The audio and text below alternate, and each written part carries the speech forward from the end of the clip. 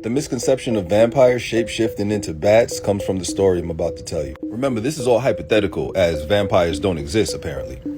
But if you do like these hypothetical stories, remember to follow, like, comment, share. Okay, here we go. The story I'm about to tell takes place in 1472.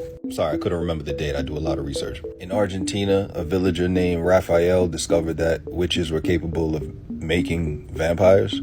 He heard that becoming a vampire could save him from the sickness that he was suffering from.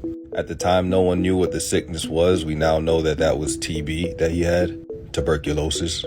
Anyway, in an effort to cure himself, he went to a witch and asked them to change him. During this time and many centuries after that, witches were hunted and labeled as demons. So she did what any smart person would do. She lied. She acted as if she didn't know what he was talking about and refused to talk about the situation anymore. He threatened to out her to everybody, knowing the punishment witches can get.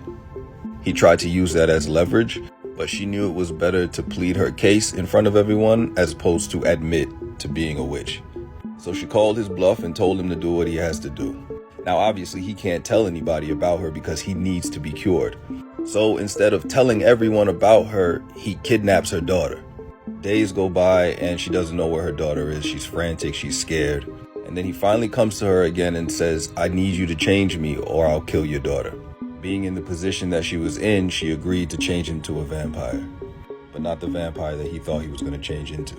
Just some context, in this day, witches turned humans into rats as punishment. But she felt like this punishment wasn't severe enough for him. So instead, she granted him the gift that he wanted so badly. She turned him into a vampire, but a deformed one. She told him that to cure his sickness, he would have to consume blood, and she gave him all the gifts to find the blood. She gave him excellent sight. She gave him excellent hearing, an excellent sense of smell. He could smell or hear blood vessels from a very far ways away. But what she didn't tell him was that she was going to make him the perfect combination of a vampire and a rat. This is why vampire bats are one of the only bats to walk and crawl. Unlike vampires who do consume blood, but can also consume the foods humans consume, vampire bats only consume blood, which means for the rest of his life, he'll have to be consuming blood if he wants to keep the TB at bay. As time went on, he reproduced and more people started seeing what vampire bats do.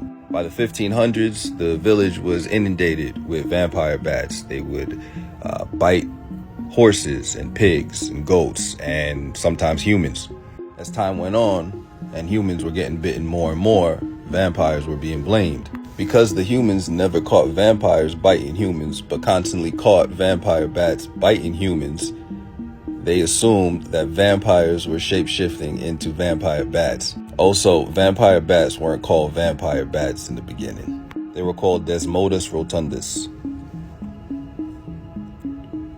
That name was quickly discarded after folklore and reality started to blend.